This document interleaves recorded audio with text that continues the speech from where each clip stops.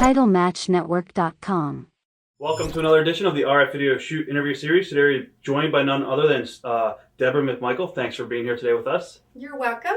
I guess my very first question for you would be, how did you get into the wrestling business? Let's talk about your background. It's pretty crazy. My husband, Steve McMichael, that was an all-pro defensive tackle. He retired, and during that period of time, I would always do stuff for Steve and get in his appearances and all that. So when he was going into retirement, I had a friend that knew the head guy at Turner Sports. I forgot his name at the time, that guy. And so he was like, put together a tape of Steve and his past and what he's done. And I did do that and added music. And we gave it to our friend, and they showed it to Eric Bischoff. And Right. Eric was like, yep, I want to hire you, Steve. Were you a wrestling fan growing up? No. Not at all? No, it's funny because I left Alabama after college and became a flight attendant with American Airlines, and that's how I met Steve McMichael at the airport. Wow. So I never really, and we grew up sort of poor, so we just, my daddy worked at a foundry, my mother was a nurse, and we lived on 10 acres, and so I didn't really, wrestling was not, I had 3 brothers, but they were more into car racing. Now, you were in beauty pageants growing up too, right? Yeah, I did a lot of pageants, and that's probably why now, people all make fun of me because my posture is so... Perfect. And I can't change it. They think I'm sitting uncomfortable, but that's just what I train myself. Well, that's a good thing. Yeah, that is a good thing. I'm trying to be taller, but I can't get there. I'm only 5'5". Right. Have you ever dated any other athletes before Steve, or? Steve 1 or Steve 2? Steve 1. Oh, yeah, that's right. See, I have to History of Steve's. Yeah, I have to go Steve 1 or Steve 2. Right. So, Steve Steve 1? 1? Yeah. Actually, my boyfriend in college played football for the Crimson Tide for Bear Bryant back in the day. So I've always been attracted to big football player type guys. Now, you studied acting too, right? Yes, I lived in New York for a couple of years and studied at Lee Strasberg. I'm a method actor.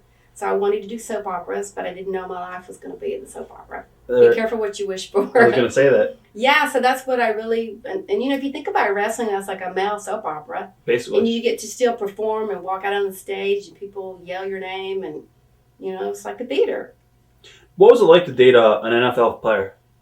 Ooh, that was different because growing up in the little town in Tuscaloosa, Alabama, and being very simple, I was, when I left, I was probably early 20s, and that was more like I was 17 because I was very naive, and boom, I got hired based out of Chicago, 3 months there. I met him, and then he wanted me to meet him at a ball game, and so I showed up at the ball game, and right when I walked in was when Walter Payton broke his record, this all-time rushing record, and I didn't understand what was going on. And then I asked him when I go, is Steve McMichael he any good? And they go, well, you would know. He gave you the tickets. And I was like, oh, that wasn't real slick.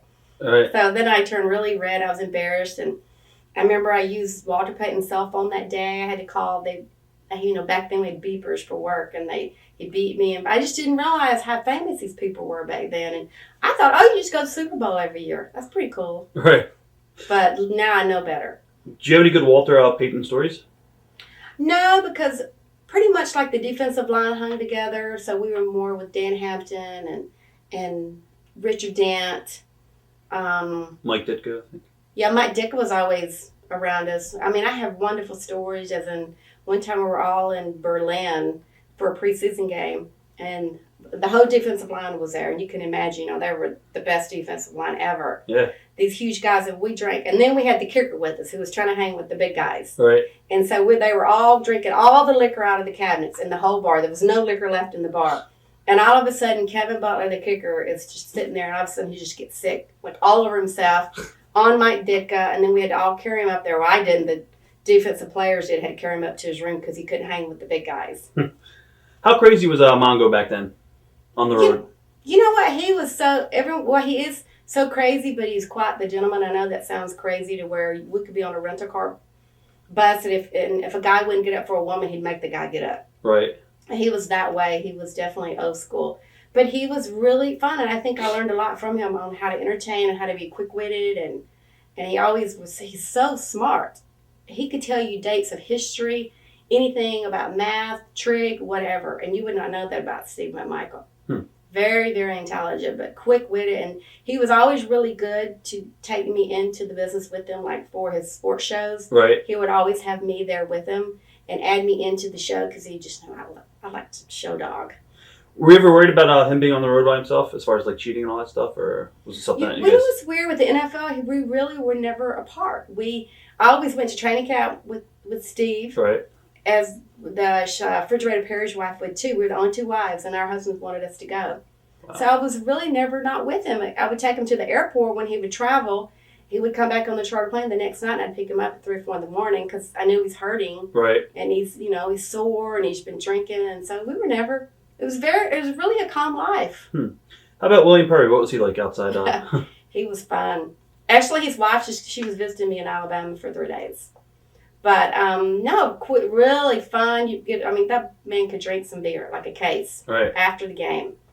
And he was really fun. I remember one of my memories, we used to be really good friends with Jim Belushi, the actor. Right. Huge Bear fan. So he would, it was really close to Stu McMichael.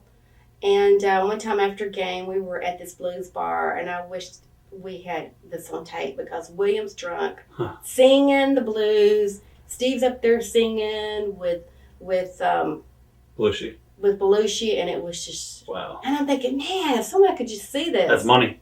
That's money. Yeah, it was funny. William had that big space in between his teeth. Right. That was back in the day when the Bears were just red hot. What other famous actors did you get to meet with? I met so many famous people. It's amazing how many people I've met, especially, through the NFL and then wrestling. But the NFL, I remember one story. One time, Jimmy was working with the White Horse Production, and they had a huge show out in Vegas for all their actors and all their movies that year. Right. So he had Steve and I. Steve had knee surgery, so they had Steve and I go on the charter plane with them. It was like 4 727s. They had chartered for all the movie stars. And we were sitting on there, and I was going, oh my gosh, there's so-and-so, there's so-and-so. Huh. And I'm thinking, everyone's going to think I'm a movie star too. I was like in my 20s, and I was like, oh yeah. So then I remember we got off, they had limos, and we went there. It was like doing a big theater convention. Wow. And then we were all there, sitting right there with all the, it was so many, I forgot what year it was, but it was every star that worked for White Horse Production. Wow. Mega stars. What was it like going to the Super Bowl? What was that like? Oh man, I wish I could just go back and redo that again. I would have definitely done it differently. I remember we were there, and the night before the Super Bowl, I was out on Bourbon Street with my cousin, and then I got up that morning. I remember Star Magazine. Remember they would do a thing what the stars are wearing, and they had my picture for what I was wearing to the Super Bowl, my purple leather, North Beach leather outfit back in the day. And I remember that morning, all the wives we were taking showers, and the whole hotel ran out of hot water. Had to take a cold shower. I was like, But then we got to the game. Of course, our tickets are right there, 50-yard line, and it was a blowout. It was a great game. And then we got back. Actually, I walked to the stadium and walked back to the hotel, and then we had this gigantic party.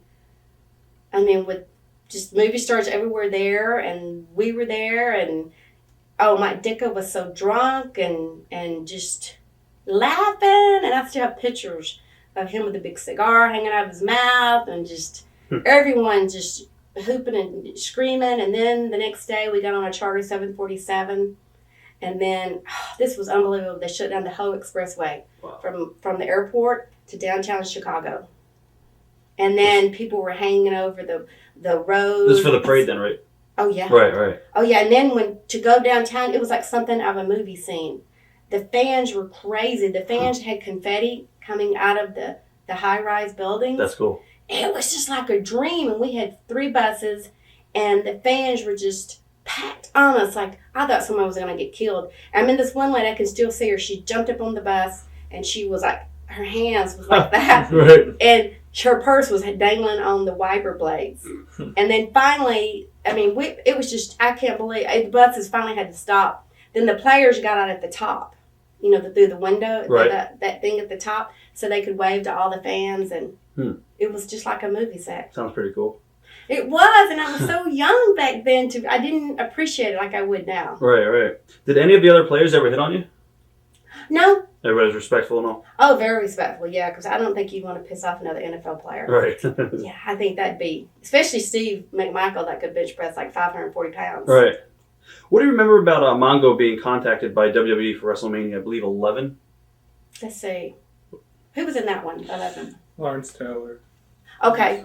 That's right. Because I remember the one where the fridge was in. Don't you remember that one? Yeah, the Battle Royal he was in. Yeah, that one. That was like in '87. Yeah. Something like that. It was the 80s. It's maybe like 4. Yeah. So the one I remember with Lawrence Taylor and all that. Yeah, Steve was so excited, and I remember Steve. I think what was it, the Warrior? Steve really Ultimate hit for real. You know, he got so worked up, Right. and Steve didn't realize it's not an NFL football game. And I remember he really hit him for real hard. Hit the Warrior for. Like, just jacked him up. I mean, if someone could go back and retrieve that video file, Right. he hit him hard. I mean, it really, yeah. Was it a fist or was it a just tackle type deal? It was a tackle. Wow. Oh, yeah, because I remember going, oh, Did anything happen backstage after the match? no. No. Because they knew, they knew Right. these are NFL players, and they're just doing what they know how to do. Exactly. Did you have any interaction at all with Vince back then? Just when we were out there in Sacramento, I remember saying hi, blah, blah, blah, And I remember all the way back, they were trying to get William Perry to sign a contract and be in a pay-per-view I remember for that. Vince. Right. And I remember they called me up to try to talk Sherry into talking William into it. Right. But Sherry, I couldn't talk her She didn't want him in the business. Yeah, I couldn't talk her into it. Did Steve like it? That was his first taste of professional wrestling. Was he? Loved it. Well, Steve McMichael was he was so animated. Right. And he looked like Meatloaf. He wasn't, he was a manly looking man, but funny and just, he loved wrestling. Loved it. Did at that point in time, did he ever consider being a pro wrestler before he went in WCW? No, because that was just his whole football. His whole life was football. Right. And he played 15 years. And then when he retired was when he really wanted to work for Vince. Right. But they never offered him a contract. And then I knew the person there at Turner Sports. And Yeah, we're gonna That's definitely what I jumping love. into that right now, actually. But was there ever concern when he did those angles that he'd get injured at all, or?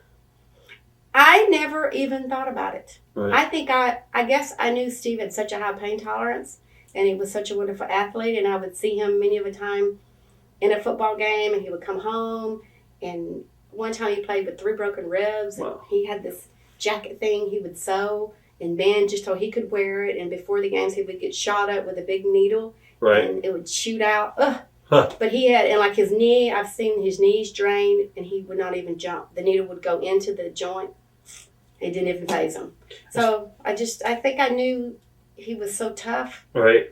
that this was something more fun for him than, because, he was more ground. He wasn't a high flyer. What was his viewpoint, I guess, on pain pills and all that kind of stuff, being that when he was in football? You know what? He didn't, I think because the drug testing was so tough then. Right. And he was just old school. Hack it out. It was like if he wasn't good, then he wouldn't have a job. Right, right. It was that kind. And now when I think back, I thought, man, he really was in pain. He would always be sore. Right. He had neck problems, but then again, I was young and I didn't quite understand what his body was going through. Let's talk about his transfer into WCW in the wrestling world. Let's talk about exactly how he got a job with WCW. How did that come out? My friend was going to talk to Turner Sports. He owns Intersport out of Chicago, Charlie Besser. And so I put together a tape with Steve, and Steve used to have the top sports show. It used to beat Mike Ditka out every week. Right. And so I put that together with music and all that and his football career and sent it along with Charlie to show to the guy, and boom, showed it to Eric Bischoff, and they called, and then Steve wanted me to travel with him on the road, so that was part of the contract. I was going to ask you, were you originally part of the package deal? I was part of the package deal. And you knew at that point that you actually wanted to get into the business as, I guess, a manager? No, or? I didn't really, but I was always included in part of what Steve would do, because I always would study acting, in New York, and he knew I just liked being in the limelight, and we worked well together. Right. He would always help me out a lot. I just would sit around and watch, and I'd dress up Peppy, the little chihuahua. Right. I'd buy those little Cabbage Patch doll clothes, and I'd dress him. That's And awesome. it was, I was so wanting to go out there and work so bad.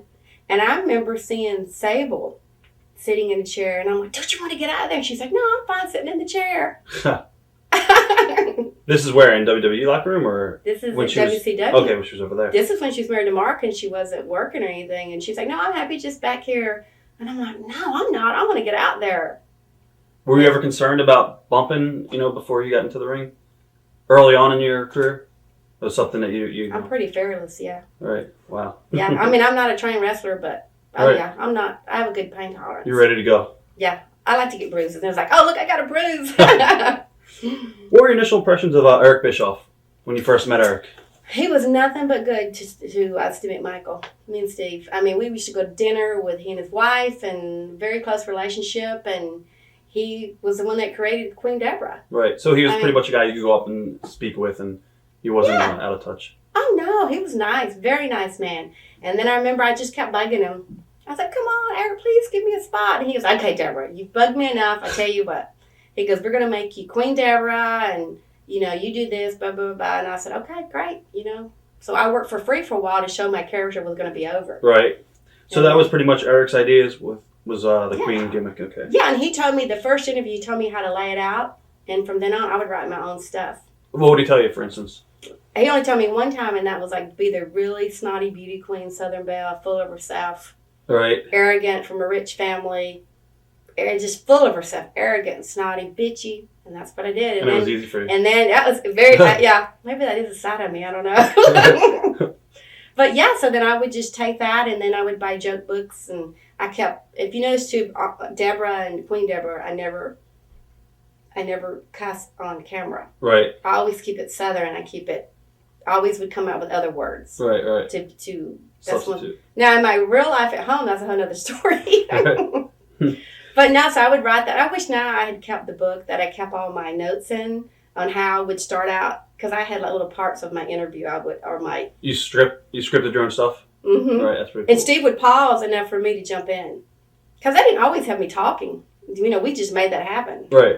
So you guys would pretty much practice your promos before you went out there a lot of times between you two, or just went out there and ad-libbed it and winged it? Winged it. Yeah, well, I would write mine down. Right. But Steve was good at just ad-libbing. But Steve knew when to pause, and I knew when he was going to pause, so I could jump in. Good chemistry there. Yeah. Now, how different was the WCW environment from the NFL environment as far as like backstage and the politics?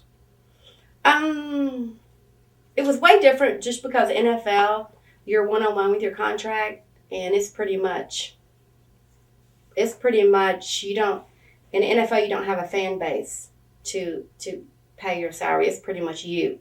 You know, if you don't make the position, you're going to get cut. Right. And I notice in wrestling, it's, you know, we have our power through the fans. If it wasn't for the fans, we wouldn't be who we are in wrestling. You know, we're nothing without our fans. So that's where I think it's the difference. Okay. Memories of some of your early matches that you did with Hogan and Savage. What was it like working with those two icons? Oh, it was just, I think I didn't realize how famous they were. I think I just thought this is just, you know, they were just, I thought ordinary guys. I didn't know now. I mean, now I know they were so famous. Right. But I remember the first time I walked out was in Caesar's Palace with Linda and Miss Elizabeth and Woman. And they were like, you want to walk out with us? And that was the first time ever I remember walking out on stage. Wow. What was that like? I think I was scared. I was like intimidated because I didn't, you know, it was like, oh my gosh, these people are from wrestling and I don't know what I'm doing. But I don't think I think I just walked out. Right. So they didn't really give you any spots or include you in the match? I think I just walked out then. And then I remember with the Queen Debra, I remember they would never really let me wrestle. It was more just my interviews. Right.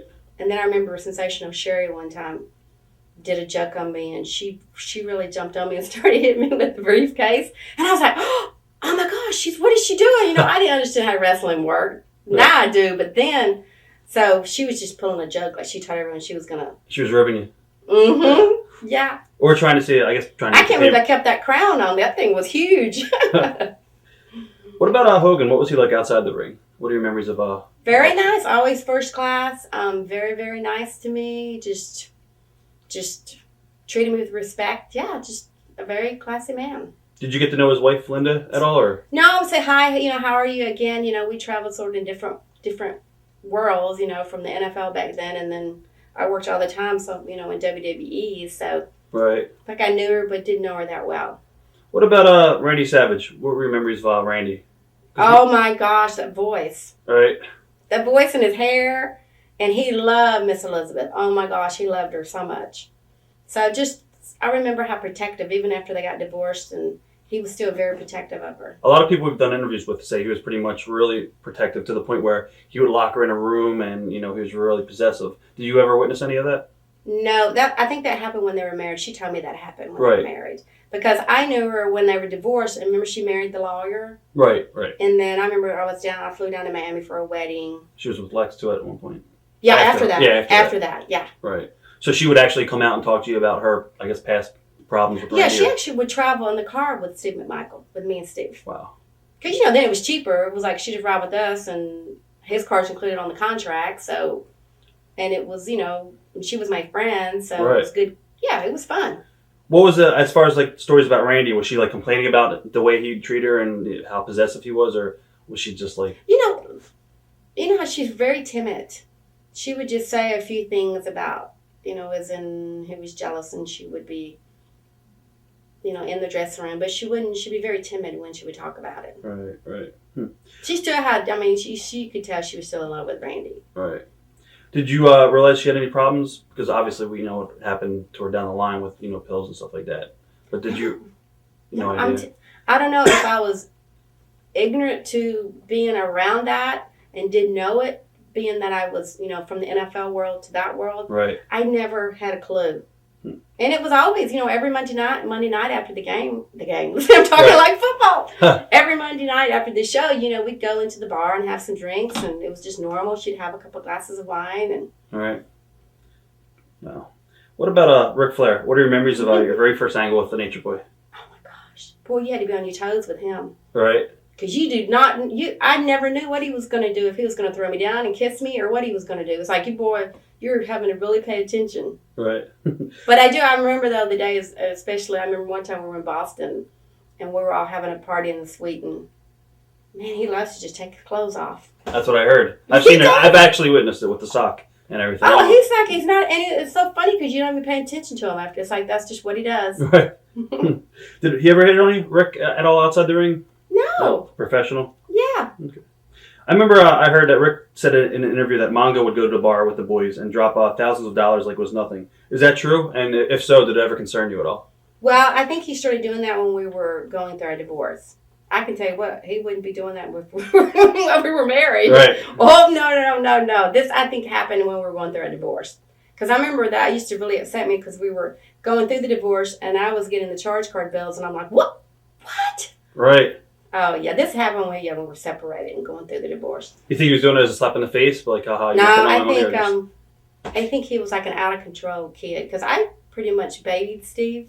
That's why I never had kids. I took really good care of him. He was a good husband. Right. And so I always just babied him, and I think when I wasn't there to baby him, he just went wild. Wow. And two, he's probably dealing a lot with retirement from the NFL. That had to be pretty severe. I mean, the guys can take it pretty harsh. I mean, how did he handle it? Well, at the time, now I think back, I think it really bothered him. What led him to retiring? Just injuries or? No, just 15 years, He was in there. He actually had one more year left on his contract. And back in those days, they would pay you more of the lump sum at the end of the contract. And now they switch it to where you get it up front. So what they did, he had 1 year left at the Bears where he was going to make his most money, and they cut him. Wow. So that's when he finished out in Green Bay. Now, have you ever considered wrestling before? Actually getting in the ring and going, I'm sure he kind of pulled the rib on you and maybe was, seeing if you could pay your dues. Did you ever maybe want to go down to the power plant and get trained as far as learning how to bump and actually wrestling? Or back then? Yeah, back then. Oh, I used to go to the power plant all the time with Steve McMichael because he would have to go there and he would have to learn how to work. Right. So I'm there watching and just with Kevin Green. Remember when Kevin Green and all that? Yeah. I used to go there all the time. I didn't work in the ring then, but I watched all the time. Right. None of the girls tried to say, if you want to be in ringside, you should learn, to take bumps or anything like that? Or they gave me a little bit of a hard time, but I'm pretty tough. Right. So I think they thought I was an NFL wife and that I was going to come in and had an attitude. And, that was back in the day with Sherry and Miss Elizabeth and Woman and more of the old school. Right. But then I think they learned fast that I bite a little bit. Was it hard, understanding the dynamics of the locker room or the politics at first? Because it was a different world to you at all? No, I think because I was used to dealing with tough women, being someone married to someone in the line like the Chicago Bear wife, and been living in Chicago, and I had to get really tough skin. Right. So then, and dealing with NFL wives, oh my gosh, they're tough. Easier. They are tough. Harder than the wrestlers, I guess. They're harder. Yeah. For you, was it, a full-time gig at first, or was it just part-time when you went with him on the road? Oh, no, it was all. It was full-time? Yeah. Okay. What was the biggest preconceived notion you had about wrestling in your mind before you got into it?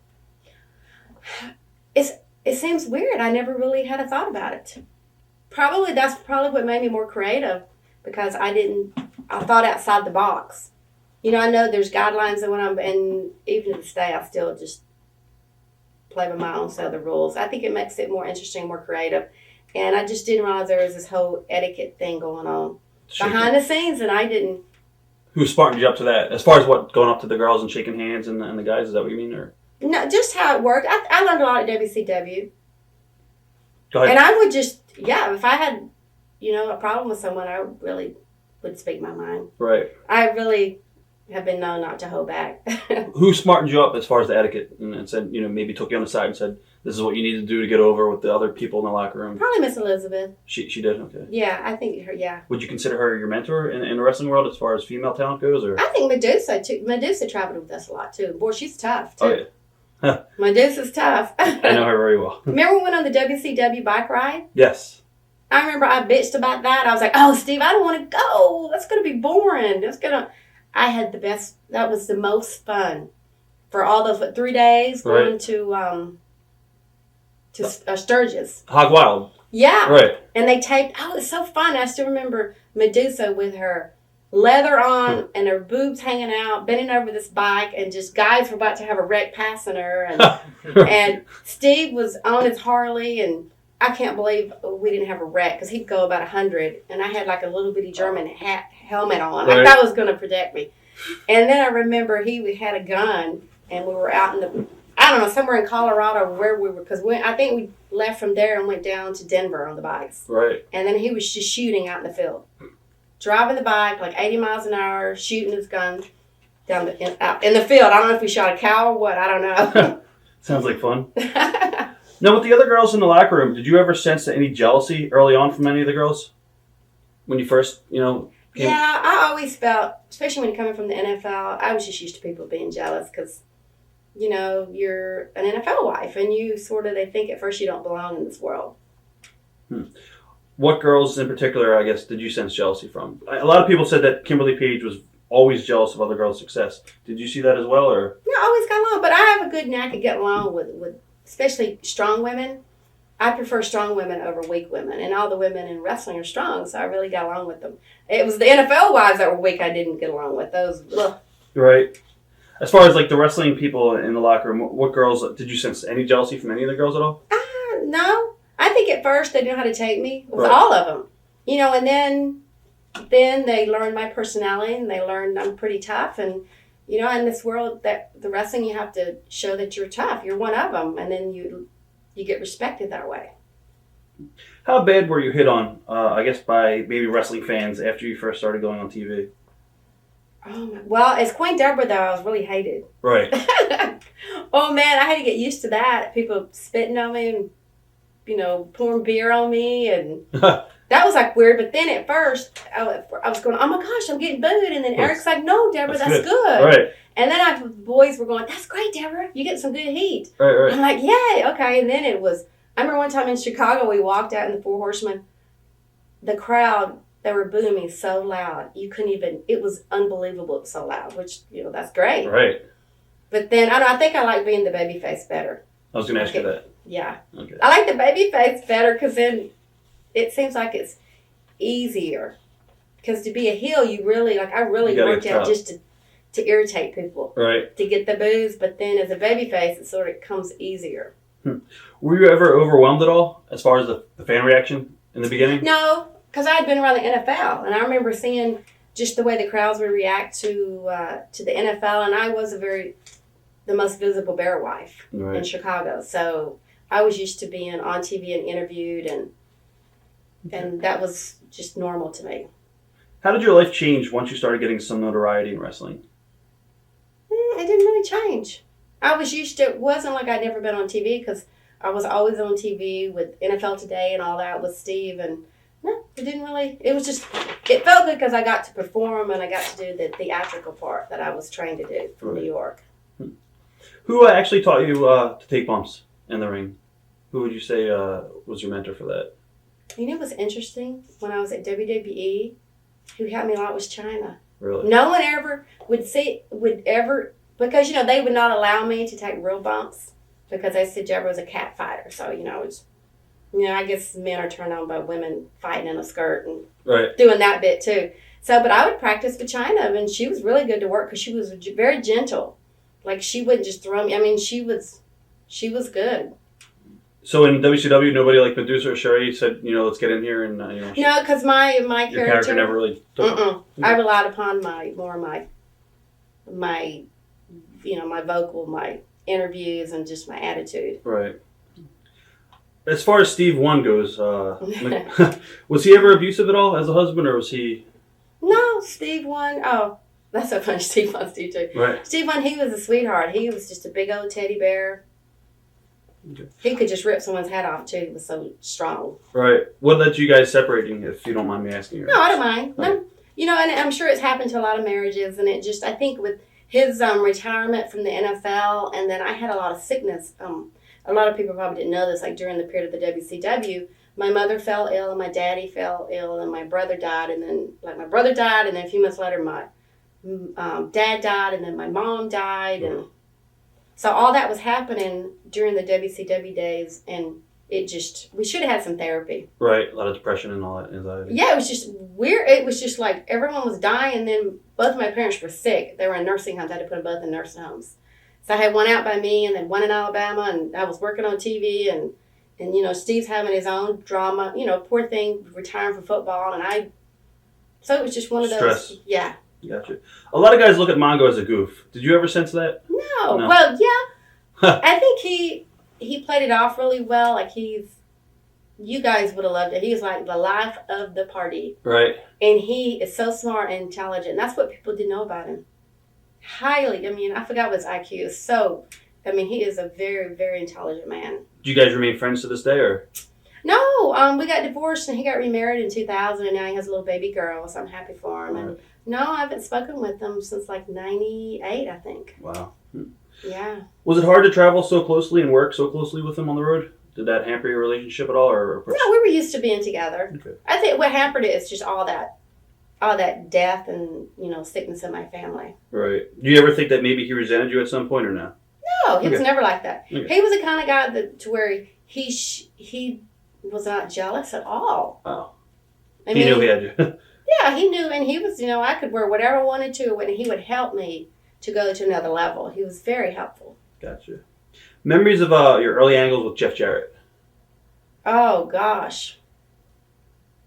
I remember, I'm trying to think back. I remember in the hallway down there at Disney World, we'd always work down there. Have you been down there? Yeah, the studios? Yeah, I still remember that. Yeah, I do remember the crowd, too, was different because it wasn't our usual fans. It seemed like it was the fans from, the theme parks. Yeah. So I noticed that was different. But no, I'm trying to remember. I just remember one day I showed up and Jeff was gone. And that's when he went over to WWF. Right. As far as Jeff as a person, what was he like outside the ring? A very nice guy. He has a southern demeanor like myself. Just very easygoing, very helpful. And he would always help me, like, okay, Debra, well, maybe if you do this. So I would say he helped me a lot on reactions. Right. Like, Debra, do this and do this to get this reaction. He helped me a lot like that because I didn't understand that part of the business. Did you know that he came from a family from, the business? Did he explain that at all, or did you not No, know? I knew that. I think I just knew it from just knowing. Being around the business? Yeah. Okay. You did a gimmick early on when you would start gossiping promos. And then the gimmick seemed to kind of end with that reason. Why was that? What, I'm not the one to gossip? Yeah. And you hear that from me? I got that from Saturday Night Live. Right. I watched that one night because I just remember being in my acting classes at Lee Strasberg, and they always say, if you're going to steal something, steal from the best. And I always notice what I like about comedians or actors or, you say a certain, or even wrestlers like Ric Flair, you say the same thing over and over, and they connect that with you. So I figured I'm like, well, that's pretty catchy on that show. No, it was on Mad TV is where I saw it, on Mad TV. Right. So it was that girl, and she'd always say it. That was her gimmick. Tagline. Yeah, so I took that from her Hmm. and used it as Queen Debra, and it worked pretty good. Definitely. What was it like traveling with the Four Horsemen? It was fun. I mean, it was a really fun period. Just Ric Flair, I mean, he's a party in himself, and Steve McMichael is so full of life. It was just fun, and we didn't work the house shows or anything. We just did the Monday night shows. Right. Wow. So it was great. We had a whole 6 days to recoup. That's great. Did they live their lifestyle as far as like limos and the booze and all that stuff on the road? I know Rick's pretty much known for that outside the ring. Well, Steve, in his contract at the time, his rent-a-car was included. Right. And his hotel. So that was, we didn't get a lot of, that was just. Okay. In WCW, what was your favorite town to travel to? I remember one time we were in Monroe, Louisiana, and we were at the Holiday Inn, and I'm telling you what, we were all in the bar, and it was so much fun. For some reason, I had so much fun that night. Everyone was in the bar, all the guys were in there, and Miss Elizabeth, and we were all laughing and joking. It was like a big old high school party. Right. So that's pretty much the one night that's. Mean Gene was in there. He was dancing. Oh, it was just, for some reason that night I had so much fun. What are your memories of Sherry Martel? Oh, she was tough. I do remember I really respected how tough. I mean, she's a strong female. And again, from a theatrical point, I really loved how she did her makeup. Right. Like, she was a makeup artist all within herself, because I don't think a lot of people, they don't realize how hard it is to put that. I mean, she really would make it really theatrical. She was into her. She put it very detailed. Her outfit was very detailed, and I like that. She put a lot of thought into it. But boy, she was tough. You wouldn't want to cross her. Did you travel with her at all, or? No, I traveled mainly. Miss Elizabeth and Medusa would travel with us a lot. What was Medusa like outside the ring? No, she was nice too. And they just accepted me for being who I, was at the time, an NFL wife coming into the business. And good. As far as Medusa, now she owns a dog farm. Did you still? No. Yeah, she raises wolves and stuff. Wolves.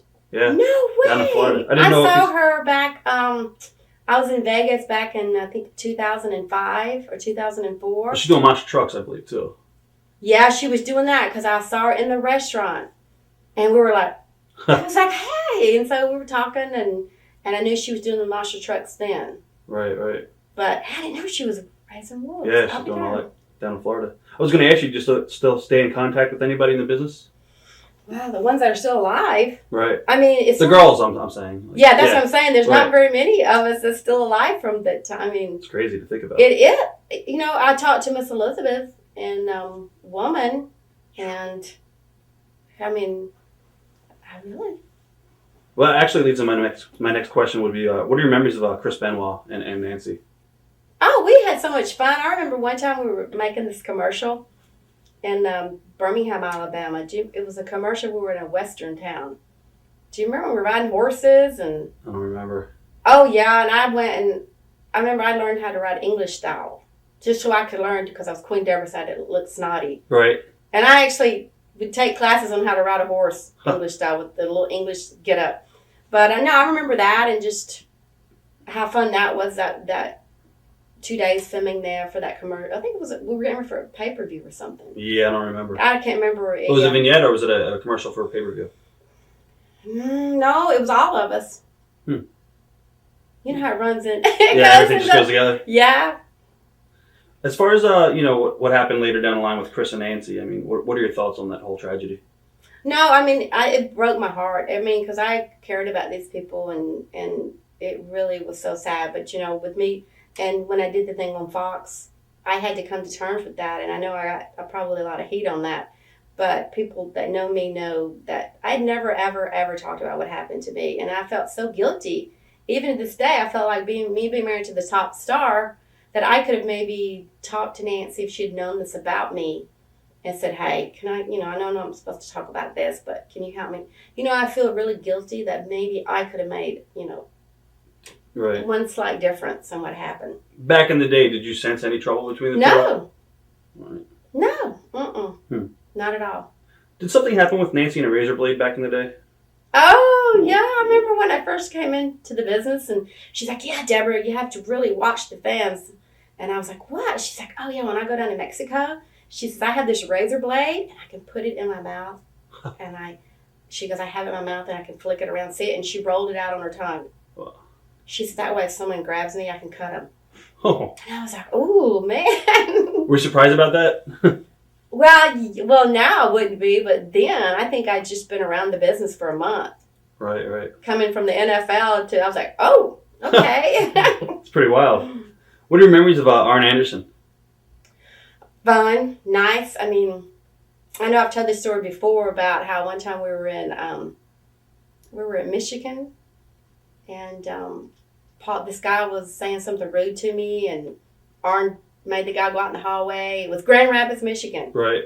And Steve was out there, McMichael, and Pee Wee. Remember the referee Pee Wee? Yeah. And then this guy had his buddy, and they wouldn't apologize. And all of a sudden, Arn jumps over and hits his buddy. And then Paul decks that guy. You know, Paul is so big. Paul, right? Yes. Right. And as the guy fell on top of Paul and pulled his pants down to his knees, and Paul didn't have any underwear on. That's funny. And I was like standing right there behind him. I didn't know whether to laugh because the poor guy was like gurgling. Right. Because he just got hit by this big old giant guy, and all of a sudden he has you're falling down, and the guy's, that's your last vision. Right. That's crazy. So we all then broke up, ran down the hallway. It was like then it was Before the cops know. Did the cops ever get called or not? No. Good thing. Did you or Steve ever get caught in the crossfire of the tension between NWO and Ric Flair, the politics? No. Did you guys ever see it? You know what? I don't think we did. I think maybe just because we were from the NFL world, we sort of, we didn't get really, no. Okay. Memories of working with Jeff against your husband. What was that like? It was fun only because I knew Jeff so well, and I knew, it was working with Steve, and yeah, it just was comfortable. It's very comfortable. Did it ever cause any tension between you guys when you went your separate ways in WCW? Like, when you were doing that angle, did you have to travel with Jeff at all, or? No. You still just pretty much kayfabed and Yeah. Okay. Memories of your stable with Jeff Jarrett. What are your thoughts about that? About the what? The stable that you guys had together? It was like a group of guys that you managed when you were with Jeff? Oh. I forgot who was part of the stable. No. There was a group. It was you, Jeff, and there was somebody else. You talking about Owen? No, I don't know. This is in WCW before that. Oh my gosh, I've forgotten that then. I forgot who else was with you. I know there was one other person, but it doesn't matter at this point. Yeah, I'm forgotten on that. Yeah. Okay. You got me on that one. Usually I'm not. You got me on that one. Usually It's hard to trip me up. What about Goldberg? What do you remember working with Bill? Well, do you remember I was the one that gave him a start? Really? Talk about the first storyline when he walked out. The storyline was he stole Steve McMichael's Super Bowl ring. Right. And that was the first time the fans saw Goldberg. What are your memories of working with him as far as like behind the scenes? Was he easy to work with? Very easy, classy. Again, he had the NFL mentality. Yeah, so we were used to that, and so we were sort of close knit because we were more the outsiders because we were from the NFL. Right.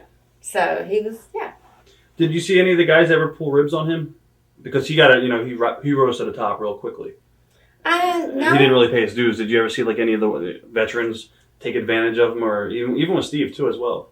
Because he was getting a big push, and there was guys around the business. Steve would never, because Steve is not that type. Steve's more, hey, good for you, buddy. Right. Steve's that He's personality. Humble. Steve's very humble. Right. And Steve would be more than happy for someone just to move up. So that was, but the other guys, I didn't see that either. I don't know if I just wasn't aware of it, or maybe I wasn't. Okay. What about working with Eddie Guerrero in WCW? What was he like? Oh, he was really fun and sweet to me. Just a gentleman, just sweet. Okay. What was he like outside the ring? The same way. Around me, I mean, just always. Just I can see him smiling and just sweet. Right. Were you shocked when you heard about his passing? Yeah. Yeah, I was shocked. Out of, I guess, all the people that passed away, whose death hit you the hardest? I would say Nancy. Nancy. And Chris, that whole thing there, that one did me in. That was like, whoa, that one, yeah. Do you have any theories of what exactly happened, or? Mm-mm. You don't even know. No, I just, that happened with I was on the Fox News and about 15 shows. And then I figured, well, something good's got to come out of this. So I trained at the Safe House in Denver. Right. And so I would go around and speak to high schools and stuff and try to help young girls. Right. We'll talk about that coming up, definitely. Do you feel that pro wrestling was a toxic environment for women? No, I would say it's no worse than anything else you would get into. I think it relies on the person. Mm-hmm. I think it depends on you because, life is hard anyway. And I think it depends on you as an individual, right? How you handle it. Now, after you got divorced with Steve, you soon after that left WCW. Was that the reason, or? It was weird. It was, we were separated then. I think that had something to do with it because Steve was still there. And Eric was so nice, he kept paying me. I was going to ask you about your contract. Did that expire? He kept paying me. Wow.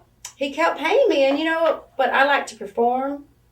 I love to perform, and it wasn't really satisfying to me that I was getting a check. I know some people would say, what, get the check? Right. No, I wanted to perform, and so I kept bugging WWE. Every 2 weeks, I would call them up for 4 months. Wow. You have anything for Debra? I call Vince's office. I would never talk to Vince. I get the secretary, and then JR's secretary, and they're like, no. And then I would just, I'd feel so embarrassed sometimes. I'd call up. And then I just finally, one day they called and they said, Debra, don't be shocked. We have something for you, finally. Who called you back, JR? Or? No, I think it was Bruce Pritchard. Bruce Pritchard? I think that's who it was. And I was like the big joke, like, oh gosh, Debra's calling again.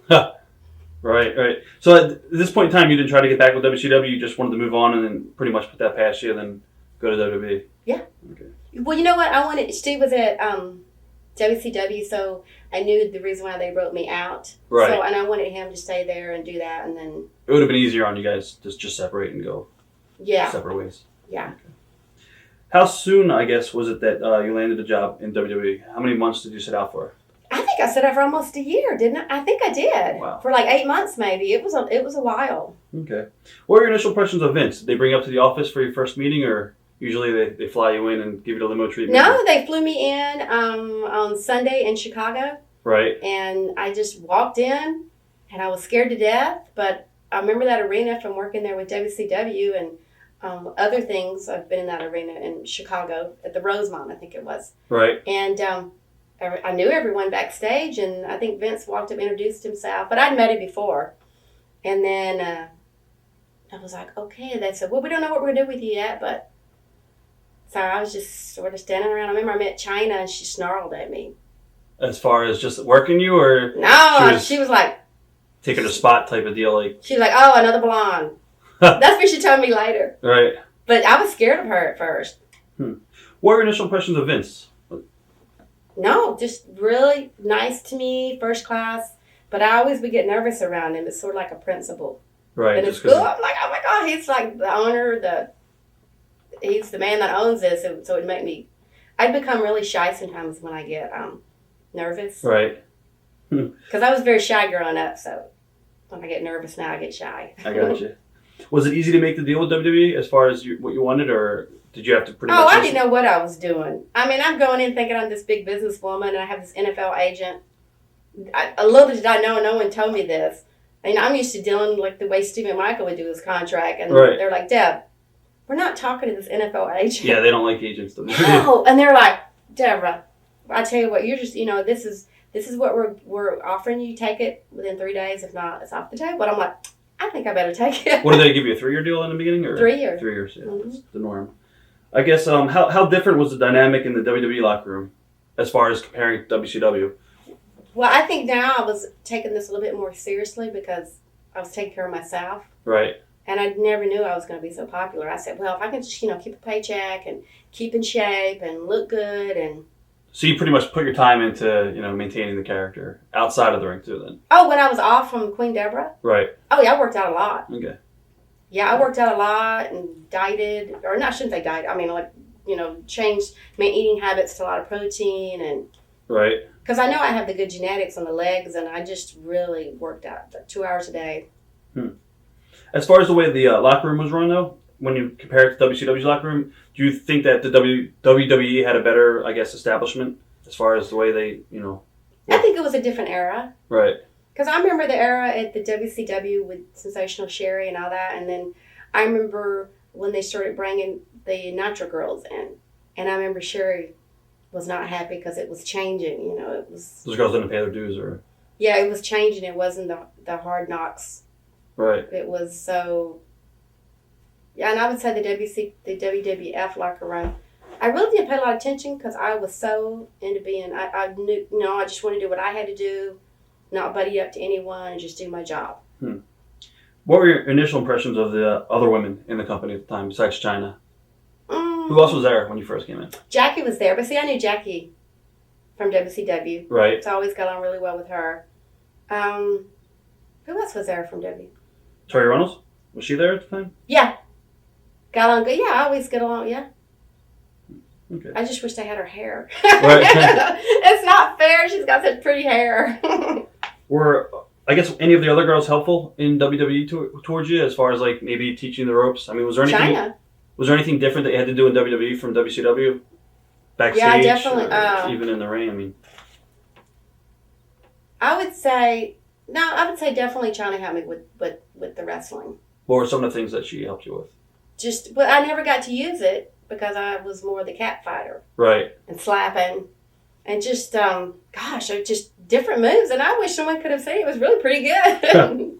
So now your role in WWE was a lot more physical than in WCW. Yes. Did you like that? Yeah, I did. All right, cool. And a lot more sexier. Right. I remember I didn't when they told me I had to be sexy, and again, I think that's, you know, my real sassy side is a version of me, and the sexy side is a version, you know, part of me, but it's an exaggerated version. So what I did was I got the Playboy channel. Right. And I watched it for a month. Wow. Because I had to learn. I was like, okay, let me see what it is that guys find attractive, sexy. Right. Because I can giggle too much sometimes. And so I was watching it, and I was watching how they move and what they wear, and then I copied it. That's pretty good. Did Jeff Jarrett help you at all get into WWE? Because he was already in there at the time. Did he help you at all? No, he told me I should go to WWE, but, you know, I was like, well, I should maybe check into it. And that's when I started calling them. What are your memories of your feud with Goldust and Marlena? I just remember on the house shows that I guess they were picking at me to see, you know, if I was easygoing. Because, you know, they didn't know me before. And I remember the house shows, he would always grab me and kiss me with that gold face. And I would have that stuff, his tongue like stuck down my throat, and then that gold stuff smeared all over. You know, my makeup's like this, like heavy. Right. And it would just be, my lipstick would be smeared and that gold stuff all over me. And he would do that every house show, like in a row. Any heat from Terry for doing that, or no? No. Was cool with She was laughing, yeah. Oh, no, I'm telling you, that he was funny, like in the airports. How you can act like he has that, what do you call that? Tourette's, yeah. Oh my gosh. Wish we could have a camera on that. He did a lot of funny ribs, I believe, right? Oh, yes. I mean, people would I would just roll. I'd be laughing so hard because, I mean, he's so funny doing that. I know it's probably not, I guess we shouldn't be making fun of people that have that disorder, but he really made it. He was good at his character. He was good. Now, how hard was it being single now, being in the wrestling business? Was it any harder for you as far as like traveling, and who did you travel with? You know, I traveled for over a year with Chas and Bob Venus. Okay, yeah. And I noticed too, you'll go with people who, because when I'm working in the business, I don't drink or anything. All I do is work out and I have to stay focused and get my sleep because I don't want to be tired looking. And then Val and Tess were the same way. You know, they'd work out 2 hours a day like I would at the gym, and we had the same eating habits, and it worked really well. Being on the road, how would you guys find the gym? Just Google it? No, they would always know where one. And so I used to drive the car, but then one time in Colorado Springs, they got mad at me because I was driving too slow in the snow. Right. So then I was banished to the back seat, but that's okay. I didn't have to drive anymore. Was it hard to date when you were in the wrestling business? Very hard to date. Did you date outside the business, or did you date inside the business? I didn't date anybody. Wow. I didn't date anybody. But you had to play the channels. Yeah, well, that was before I started working for WWE. Right. That's when I had all the off time. Right. But no, I didn't. I didn't have any time, and the only person I ever dated was Steve Austin. Okay. That was over a year into being in WWF. We'll talk about him coming up. Which locker room did you find more sexist? WWE's or WCW's? I think it's all the same. I mean, I think it's definitely a male dominant business, and you have to know that going into that. I mean, it's the guys out there breaking bones, and they're the ones pulling in the money. That's one thing and some girls argue with that, but Right. you know what? Definitely us females, we're definitely the icing on the cake. Hmm. And I'm sure the young girls don't want to hear that, but Right. you can't have a wrestling show just with a bunch of women. What were your initial impressions of The Rock? Classic. Just funny. I mean, to see Steve and The Rock backstage clowning around, Right. and they would shoot these promos that no one would ever see, that was classic. Hmm. Classic. Your first impressions of Steve Austin. How did you first run into him? I remember at a few shows he came up, introduced himself, and I thought he was sort of snobby. Right. So I was like, "Oh, nice to meet you," and then I was like, "I'm not going to talk to him because he's so full of himself." Huh. Blah blah blah, and then he just kept picking at me, and then it was like a year into me working there, and he was giving Christian a hug, and I remember I walked by and I was like, "Oh, were you going to give me one too?" And he hugged me, and I don't know, it was we Sparks a little. Isn't that weird? Right.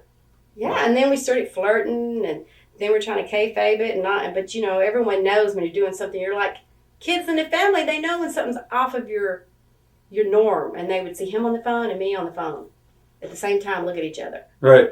They figured it out. Wow. Did any of the other boys ever hit on you in the locker room when you first came over there? Let me think. I think they tried. I'm trying to remember. I think they tried at first. I think they do that to see if you're going to play around. Right. And Stuck to your guns. yeah, you don't. What's that Southern saying? You don't mess where you Yeah, I know. eat or whatever that is. Now, I don't know if you're doing your gimmick there, but how would you compare Vince McMahon to Eric Bischoff as far as bosses go? They're both different, and both of them gave me a great job and started me out in two different characters, and they're both know the business and strong-willed, a lot of personality. Did one demand more out of you than the other? Or? No.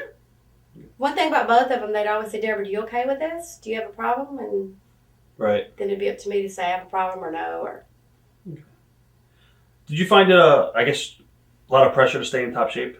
And did you ever go to any extremes to maintain? no, I'm the type, and people that's known me since I was a child, I've always been fortunate enough to have great genetics.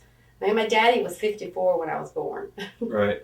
So I have great genes in me. And I've always been a cheerleader. I ran on, I was track and gymnast. And so it comes very easily for me. Right. Except my arms. I have a hard time with my arms. How bad was the Jurgen party scene in WWE? I would say Was it we better? just drank. We would just sit in the bar and drink a bunch of alcohol. It was really not any different than Right. the NFL. Was it better or worse than WCW? Because we've all heard stories about WCW. Oh, which talking about WWF? Yeah. Well, no, I never. When I worked for WWE, I just would. Drank, and that's pretty much it. No, I didn't even drink. Right. No, I did not drink. I don't think I drank at all because I was so tired. Huh. I worked so much, and when I was off, I was doing radio and TV, and I had no time to drink. What was your schedule like in WWE? Gosh, it would be, sometimes we'd be gone for 11, 12 days. Wow. And then a big old suitcase, and me with those business suits, and Right. and and then the times I'd be home like maybe 2 days, and then I'm paying my bills, and my suitcase would stay packed. My workout clothes, I would travel my workout clothes, and I would just rewash those things and put them back in. So it was no thought process. Right. Did you ever have to find laundromats on the road, or was it? Oh, this is so funny. Steve Austin was fixated on us going to laundromats. Right. How did that work out for you I guys? used to hate that. It used to embarrass me. I'm like, Steve, why do we have to go to the laundromat? I mean, we can bring enough clothes on the road. But no, he wanted to go to the laundromats. And then we would just be a ruckus. And there, everyone staring at us and asking for autographs. And I'll ask you about lifestyle with Steve. Coming up, I got a lot of questions regarding that. You also got to work a lot of angles with Owen Hart, who's a notorious ribber in the business. What are your memories of Owen? I remember one time we were down, it's just shortly before he died, we were down in Orlando. And I think we were doing an appearance, and he had somehow switched out my sunglasses. to this ugly, raggedy pair. Huh. And I can't believe I put them on. Because, fans around are talking and dressed like this, and I'm not paying attention. And I walked all the way to the limo, and then I looked, and he was laughing so hard. I mean, these were just some hideous-looking glasses. I didn't even know they were not mine. That's great. I mean, it's one of those things you had to be there to see how funny the story. It's not really that funny when I tell it. You had to be there to see it. And, and he was so good at, okay, Deborah, stand up here. Let me take a picture. Okay, and then the fan will be grouping all over me, and I'm going, okay, take the picture, Owen. And I was like, oh, something's wrong with the camera. And it'll take like 10 minutes for a picture. Any other good rib stories as far as Owen goes? Oh, it was just constant with him. I remember right before he died, we were in Chicago, and he was out there with 2 different boots on. Just everybody would even notice. But you know what's odd? He would always be the one in the limo with the seatbelt. He was always the one with safety. That's just what's, What are your memories of the night that he passed away? Oh, I can still see that plain as day. I knew we were, I was going out to work with Nicole Bass. And that had to be like pulling teeth. Whew, that's a big lady. Yeah. That's a big lady. And I just remember I was sitting there, everyone started screaming, going, oh my gosh, Owen just fell. And we were like, what? And then it fell like 90 feet or something like that. And that just didn't sound good. And then all of a sudden we had to do our live interview, which was hard. And they're going, 5, 4, 3, 2, 1, go. And you're clicking into it. And then I could see Owen about 10 feet from me on the stretcher. Did you know or when you saw him that he already passed? Or? Well, it was sort of hard with the camera on. But just knowing the situation, the 90 feet or 60 feet, that just the whole thing. And that's when I broke out of my character. And then it was really hard for me to go out there and stay focused in the ring. I was going to ask you how you did it. Because it had the hole in it and some blood they wiped up. And that was a little hard on them. Do you feel the show should have been stopped? I don't know. I think I was in shock. I'd never been through something like that. So I don't know on how that works. Maybe. But then again, I'm not running a big, billion-dollar company or whatever. I'm not. That would not. I'm sure. I don't know if I owned that company, I would have probably done the same thing Vince did. But me being, I did. As far as before that happened, do you ever remember hearing Owen saying he was scared to do the gimmick? I remember talking to Owen on his way up there, and he had a work jumpsuit on. Those people that work on the stagehands, right? Like a jumpsuit with his cap pulled down, so no one would pay attention to him when he climbed up. But he never really said that to me. I did hear that though. Yeah, I've heard it through some boys. But I can't remember who told me. I just remember hearing that before. Was there any outrage from any of the guys in the locker room for going on with the show at all? Was anybody vocal? I know McFoley was vocal a little bit, but I can't remember. I swear. I think when you're in some kind of drama like that, it moves so fast that it's just, you can't believe it's happening. How difficult was it for you, the next night on Raw when you cut the promo? And do you feel that Vince was pushing the guys to do that? I mean, do you feel he was taking advantage of the situation for ratings? Well, he isn't that business for ratings. Right. I mean, sure. It's a catch. It's like, well, maybe the fans want to see our reaction because people loved Owen so much. Or then again, was it a rating? So it's sort of like I can't tell, Do you feel that Vince ever showed remorse? Oh, yeah. Yeah. Oh, yeah. Okay.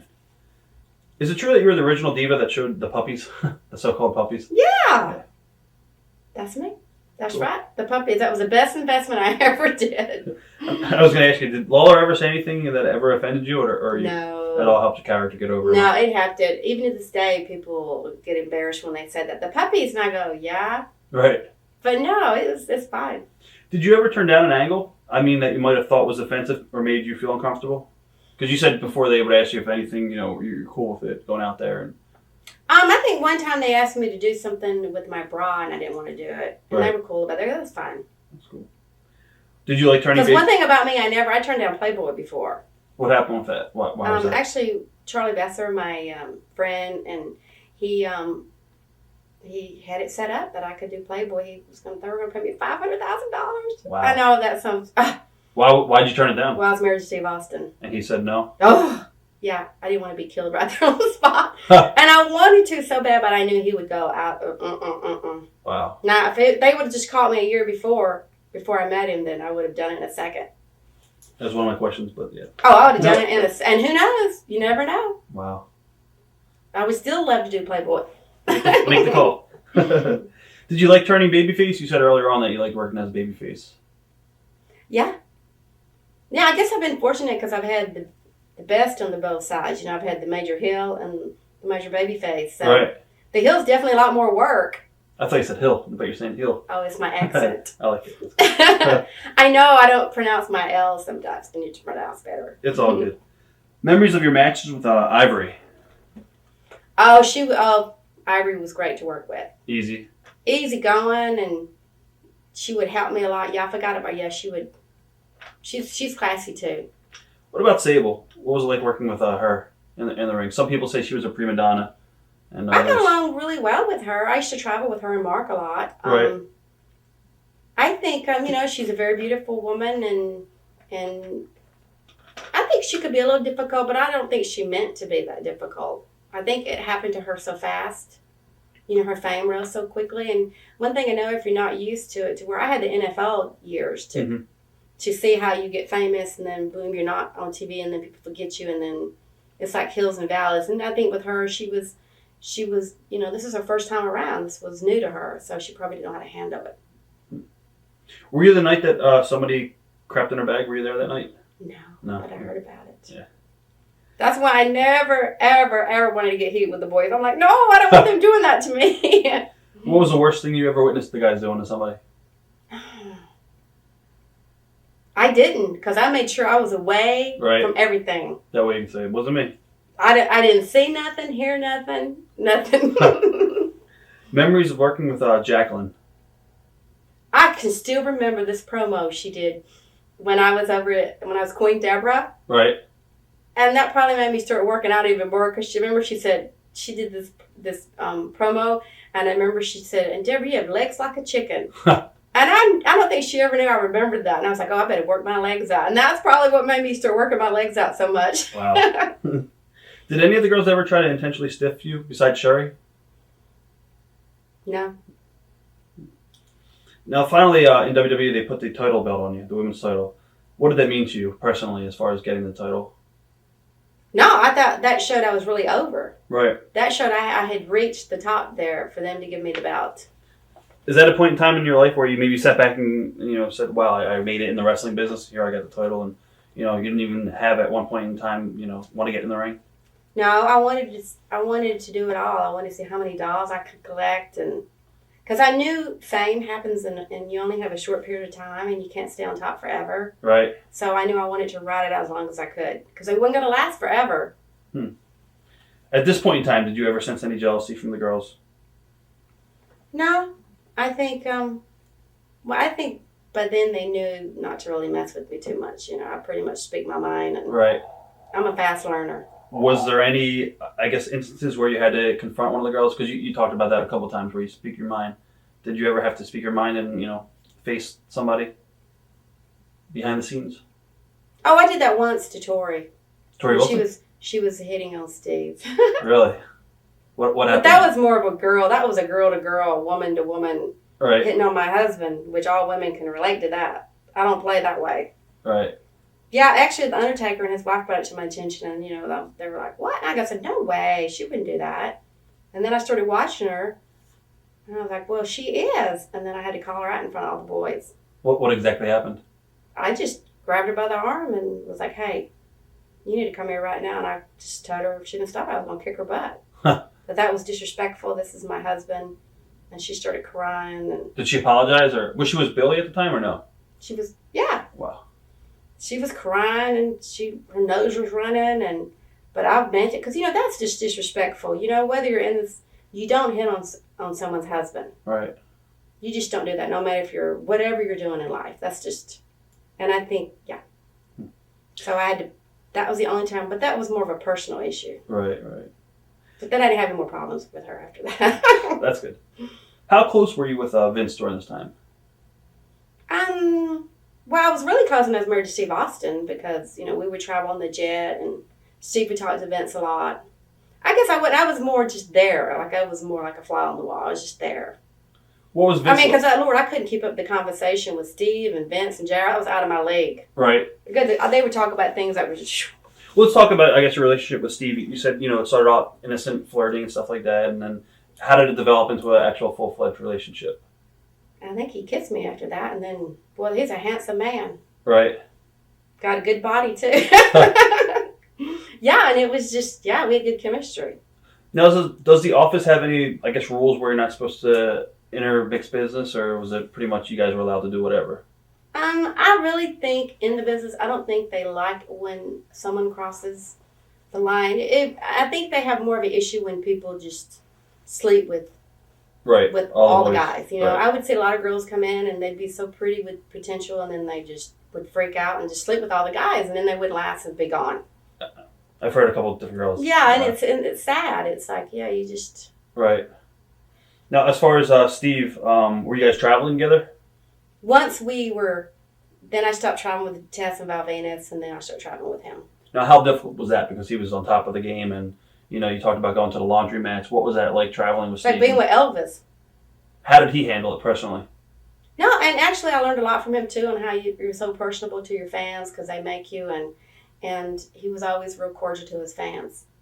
And he could drive like a maniac. So many times after a show, the fans would follow us, and he would fly down the road like 100 miles an hour, and then he would just whip it around in the medium to go the other way just to lose the person or go just take off on a side ramp. Wow. So he was a good... Actually, he never would scare me driving because I knew he had like quick reactions. Right. So I knew he was always in control. What was his schedule like? I mean, he was on top of the world. He had to do PR for the company. I mean, how tiring did that get him? He could be picky at what he did. I knew he was offered a lot of movie roles and stuff he would turn down. I'm like, Steve, give it to me. Right. But no, seriously, he was real picky at what he would choose to do. Going to restaurants and hotels, how did you guys deal with all the fans? Well, yeah, it was unbelievable. And he was really good at signing autographs and taking pictures. And right. The only thing I hated, one time we were going to a show, and I had a Burger King that day. I love Burger King cheeseburgers. Right. And we got on the plane. I started getting sick at my stomach. Now imagine being married to Steve Austin, sitting in first class. We sort of stand out, especially Steve with that bald head and those glasses. Right. And all of a sudden I got sick as a dog, like throwing up in the plane. And I was so embarrassed because everyone was staring at me. Like, I was throwing when people were getting on the plane. And I was just going, oh, man, someone just shoot me now because here's everyone staring at me because I know it's Steve. And here I am throwing up in the little bag on the plane. Right. I have nowhere to go.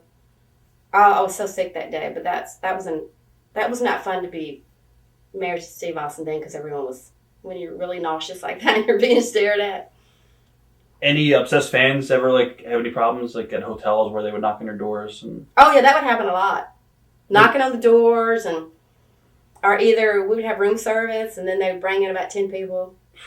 Did he ever blow up or No. did he ever tell you can't deal with the fame? I mean, here he was on top of... No, he would always sign autographs and just be, he was really good to his fans. I learned a lot from him on how you, just that whole fan interaction. Right. I'll bring up some more questions with him later on during the interview because I've got so much to ask you about Steve and your relationship. Getting back to Vince, was he ever flirtatious at all, or was he pretty much all business with you? No, and then one time he kissed me. We had a house show. Right. And he didn't tell me he was going to put his tongue in my mouth, and that sort of started me because I wasn't really ready for that one. Right. And then I turned really like 10 sheets of red. Maybe 20 sheets. He didn't want to work the kiss, I guess. He just... And he threw me back, and this was in Chicago, too. It was, everyone knew me as Steve McMichael's wife. Right. Then. And so I turned beet red. I was so embarrassed. And it was a thing with Mick Foley, and I think I had to kiss Mick Foley that night, too. Right. I was kissing everybody. What happened behind the scenes after the kiss? Pretty much was, work. I mean, I didn't know. What about Miss Kitty and the angle you did with her? What are your memories of that whole entire angle? She was very nice, very sweet girl. yeah, just I remember the day when I got the belt. She went with me to the mall to pick out my gown for that Right. night. But she was always around beforehand before she started working on TV. But she's very sweet. Just Were you surprised she got fired? um, no, I think what I heard, like I lost contact with her. So I would hear some things, but you just don't know because you hear things. Right. Like I don't know if she was dating somebody in the business. She was, I think, Jerry, right? Well, no, she was married to him. Right. And then she was sleeping around, I think. Something like that. Yeah. That's what I heard. I don't know if it was true or not, but I heard all different kinds of stories. But see, that's like me. I heard different. yeah, I won't get into it on here. Memories of some of the angles you did with China. And are you surprised at how things turned out for her? Gosh, I'm really surprised because when I knew her, she never really drank or she didn't do drugs. She just worked out all the time, and yeah, I think maybe she took being out of the business really hard. Maybe. I was going to ask you, do you think it's the nature of the business and what happened with her and Triple H? Or Yeah, I think sometimes you have to know how to handle this. And with me coming from the NFL years and, now I want to, it's like it's just hills and valleys. It's like I have other things I do besides, this is so much fun to me. right. But I think a lot of people they don't have another life outside of this. And it just seems like some people take it really hard. And she's so perfect for this business. I mean, good gosh, she's got a different look and, Right. she's great for a female wrestler. I mean, perfect. I mean, she, worked with the guys. She's perfect. When you were there, did you obviously know or have any idea that, Triple H was cheating on her with Steph? I mean, did the boys know about everything? And then No, I remember saying she was getting a little upset at Stephanie. And I'm like, oh, man. right. Joni, chill. No, don't do that. And she confronted him. Yeah. We did an interview with her, and she told us the entire story. But it was quiet, and I was trying to calm her down. Like, do not do this. This is not cool. This is business. You don't do this. right. And, Personal feelings got in the way of business. I guess, mm-hmm. So you're not friendly with her, I guess, at this present time? No, because I you lost contact with her. Okay. I did, yeah. I would like to say hey to her. What are your memories of some of the matches you had with China against Jeff and Miss Kitty? Because I remember one house show, her top broke. Who's that? China, her right. top broke and fell off. I remember that. Okay. No, because I just remember, they just run into each other and I would just know my high. It just was like, it just. Right. It's so funny doing that stuff so often as we did. It was like brushing your teeth. What about you got to work with Moolah Mae Young? What are some of your memories of working with those two veterans? Oh my gosh, they're tough. They're tough. Just, yeah, they're definitely old school. Any funny stories as far as behind the scenes with those guys? No, not really, because I didn't really know them that well. So. Right. Okay. I guess when you got the offer from Playboy, was the office for you or against you to do that? Oh, we didn't even get that far. Oh, didn't even, okay. Like he got the deal, and then I thought about it, and I just said, no, I can't do this, Charlie. I have to turn it down. I go, because Steve, it wouldn't even, I mean, yeah, they would have been, it wasn't even going to go that far, because I knew Steve would have killed me. I couldn't have. Right. Man, I regret that. I'm like, oh boy, they would have made me look good. They would have airbrushed everything. All right, back to Steve. Was he married, I guess, when you guys were dating, or? No. Okay, single. Okay. No. I was actually his third wife. Okay. What was it that, I guess, made you fall in love with him? He's so funny. Well, he's very handsome. He's built a lot like my first husband. Steve McMichael is in, the body size, and I'm very attracted to real big guys, and he's 6'3", same built with big legs, and just so funny, quick-witted, very entertaining. I guess in retrospect, were you more attracted to a stardom or him personally? No, I think that added in there with it too, because I was used to being married to someone famous, and that felt comfortable to me. Right. I mean, that all played in part of the recipe. Right. How different is Steve away from the ring? He's Steve. In the ring, out of the ring, that's Steve. No ego, or does he have an ego? Yeah, he's got ego. Does he? Yeah. I guess, what was the best career advice that he gave you? I think the way the fans, on how much energy he would give back to the fans. And that really stuck. It was, I noticed that a lot, and to this day I still copy that after him. Right. And his movements in the ring. I remember I used to always watch his movements, and to this day I'm more clumsy now. I think how he moves around and falls around, and I think I picked up some of that when I would work with the belt. Like I would. Right. Can't help but mimic some of his behavior because, I was married to him. But I remember when he had his neck surgery, I don't know if you guys knew this, I trained with him in that ring. We had a ring delivered to our ranch. I heard about that. I heard he had a ring. Good gosh. And I was the one working with him. Huh. Wow. Oh, that was... So you were pretty much his crash test dummy? Yeah. I had bruises all over me. Because he was miscalculating on how to hit me in the corner, and he had those knee braces on, and there's, a few times he would pull some ribs on me. Right. How much did he love the business back then? When you were married to him, I mean... Oh, he loved it. Just loved it. Would eat, drink, and sleep it. Loved it. Did you ever sense any of the problems between him and Vince or the office at all? I didn't really pay attention. Right. I think it was, anytime with business, and Steve has such a strong personality, I think I didn't really pay attention. Because he's always hollering on the phone, so you don't really know who... Right. And he was always talking to these, to Vince and to JR, and... He had a close relationship also with Bret Hart too, I believe, right? Were they friendly at all? I didn't see him. He was on the phone a lot to JR and to Vince, unless he talked to Bret when I was, I'm sure. He would talk to a lot of the guys, but, on a regular, I know he knew, that. Who was his friend in the business, as far as like guys, that he would travel with, besides you, obviously? JR, he had before I started dating him, he traveled alone. He liked to travel alone. I mean, did he have a close friend in the business besides JR? No, I think JR was his top buddy. friend. Mm-hmm. Okay. Now, I knew he talked to Kristen, and he would talk to Eddie, and he would talk to Chris. He liked those guys. But I guess because he was a top guy, he had to be careful too. You have to watch your back. Right. Yeah. What was his relationship like with Vince? Good. Did they have a good relationship, or very similar personalities. Right. Yeah, that could be a good thing or bad. You don't want to cross either one. Right. Did Steve have a lot of, political freedom with his character? He did. Tell us about that. I mean, you said I just knew he just pretty much controlled his character. If he didn't want to do something, he didn't do it. Did you ever see any of the headbutting between him and Vince? Well, yeah, that day we left. He didn't want to put over Brock. What happened with that? Well, all I knew was Steve was mad, and again, that goes with him ranting and raving, but I didn't really pay a lot of attention. And then when he just walked out, and he was like, "Well, are you coming or are you staying?" And I was going, "Oh my gosh, if I stay, he's going to kill me." Huh. I mean, that was at the end of our marriage, and I was like, "Oh man, there's no way." So we were at the airport, and I went into the bathroom, and I called JR's secretary, and I was like, "Please, you've got to get in touch with JR. You got to have him call Steve because he is booking, he is leaving." And I said, you guys need to know you're about to put on a live show, and Steve's not going to be there." So then JR got him on the phone right before he got on the plane. And was Steve at any point maybe contemplating about going back to the arena, or was he pretty much dead set? No, he's dead set. Wow. Mm-hmm. He didn't know I called either. That would have been a big fight. So but I felt like I had to give him heads up a little bit. Right. I was like, the fans are there to see Steve. I was in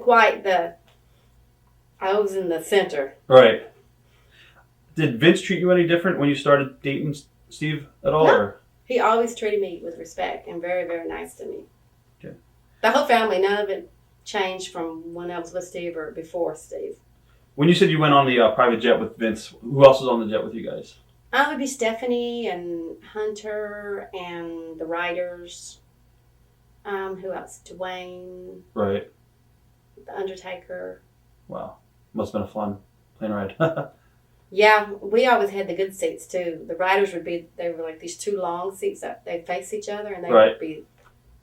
And JR would be on there too. And then Linda sometimes, and Vince.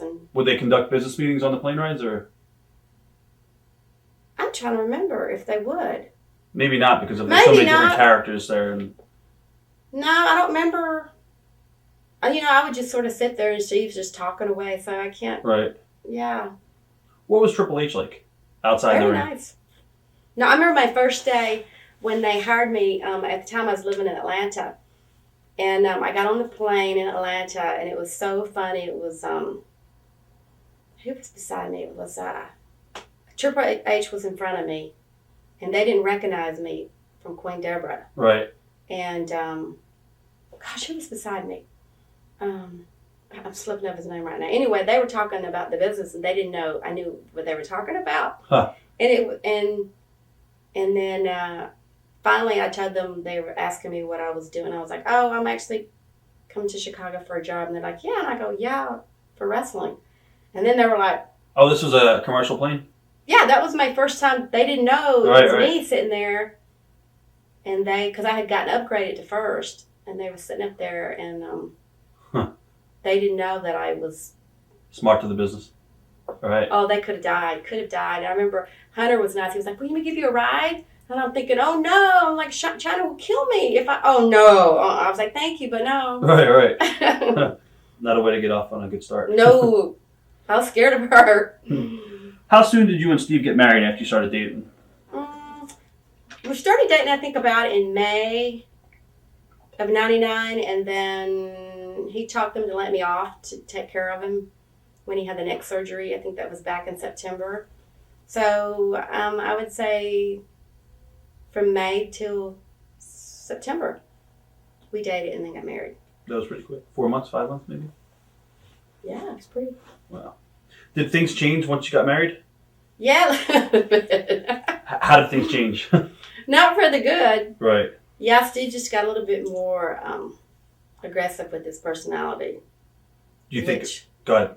No, it was just, it was, he'd never... So that was really difficult because I'm working now, married to him, and then, the domestic abuse, because the last time when the police were called, when he was arrested, that was the third time. And I'm not a really big woman, and it's just, it was just time. I had read up on it, and it was getting a little bit out of hand. I want to talk about the entire, scenario situation. How did it start? And you've been pretty open about the abuse, so...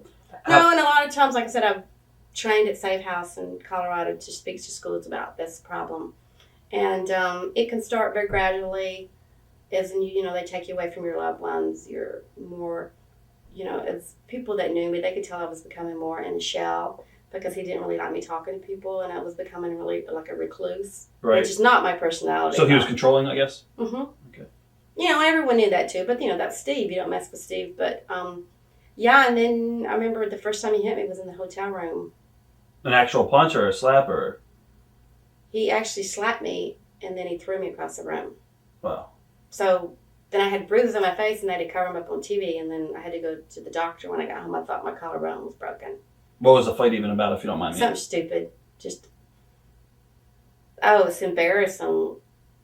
It was more, he wanted me to do something intimate, and I was like, "I'm tired." And that's what he got mad about. Gotcha. That's what he hit me for. Gotcha.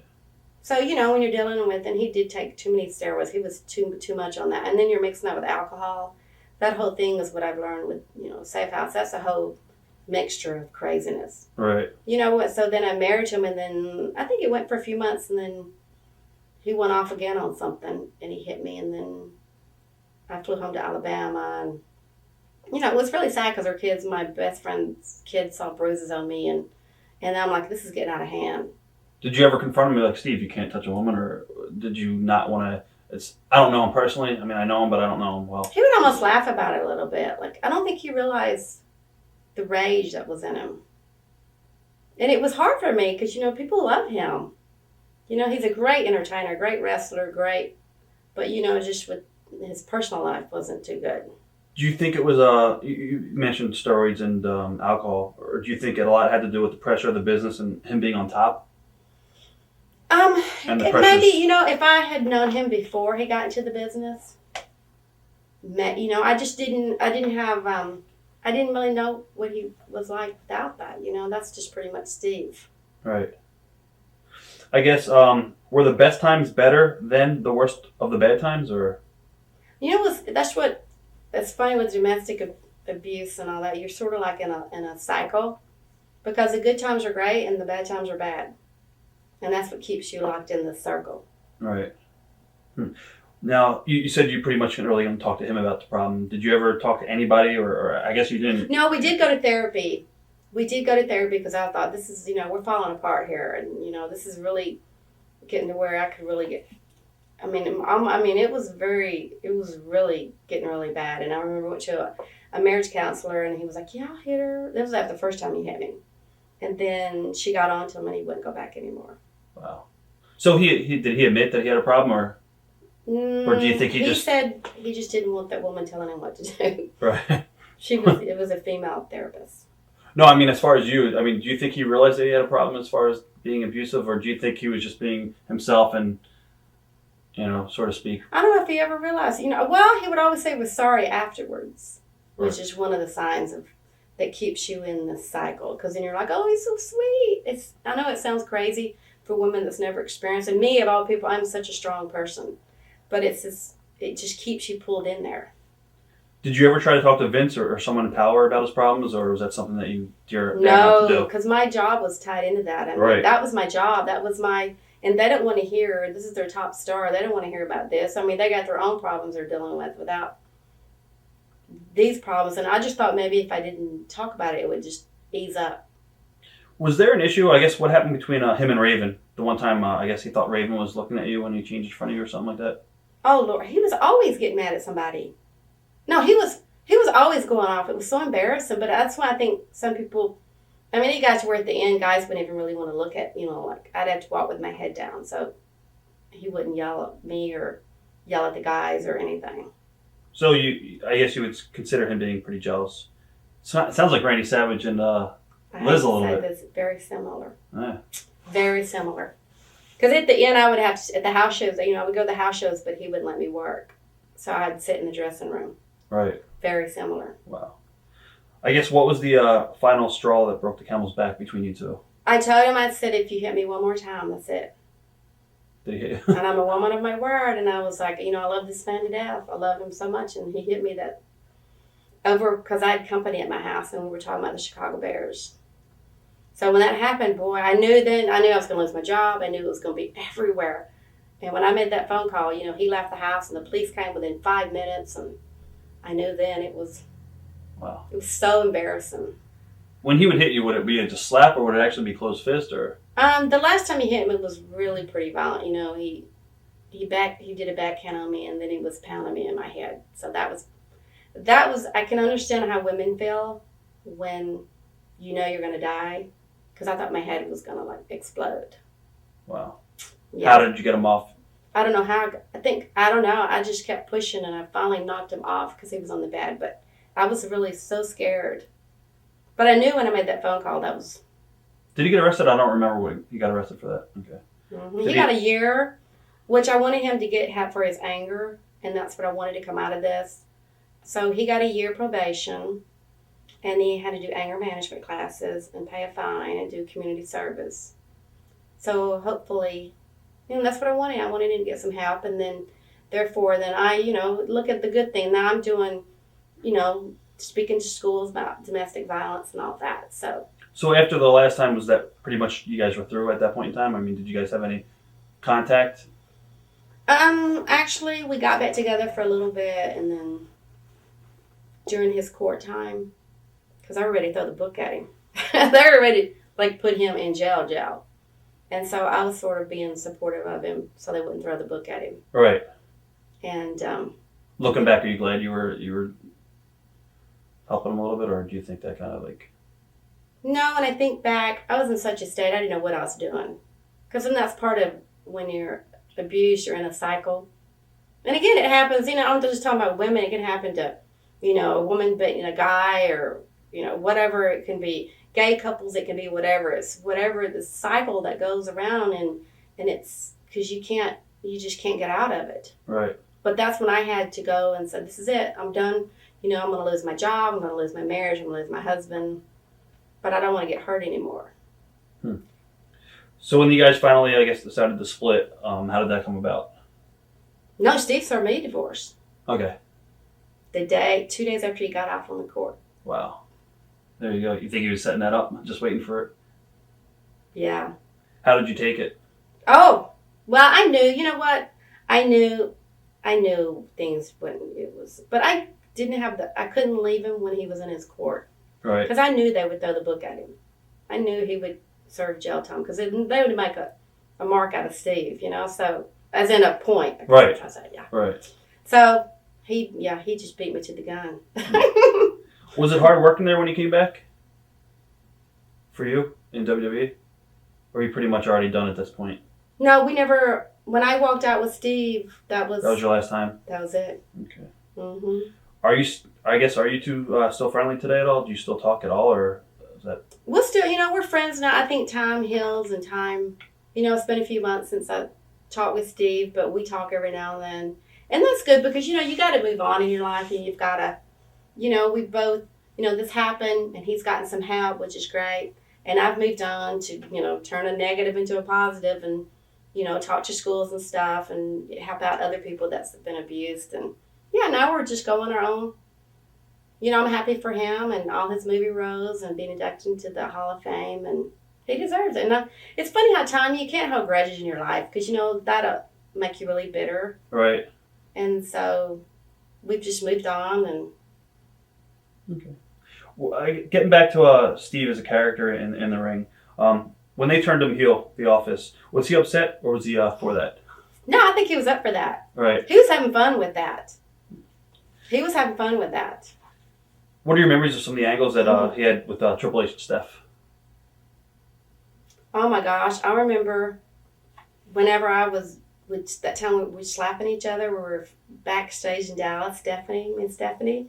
I remember telling her, okay, now you slap me for real, and I'm almost like slap you back for real too, but make it good. Oh man, I thought she hit good. Right. But that was fun. I wanted to do more of that. But Steve really wouldn't allow me to do a lot after I married him but that was so much fun that one night backstage and we were rolling. Do you remember that one? Yeah, the angle. Oh, I love that.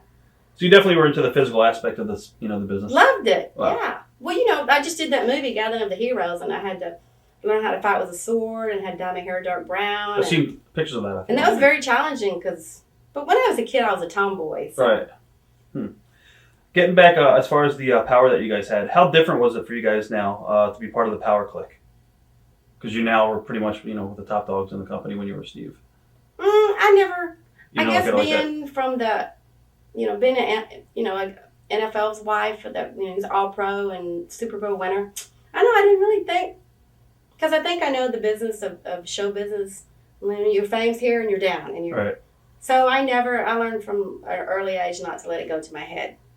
What are your thoughts on Stephanie outside the ring? No, I think she's great. I think she's going to be. I can see her running that company one day. I was going to ask you, do you think she's smart to the business? I think she's definitely smart to the business. Oh yeah, okay. Definitely. You were also involved in some angles with Lita and the Hardy Boys. Mm-hmm. Why was that phased out? I don't know. I really didn't have any control over. Right. I don't know. They're like, okay, do this, Debra.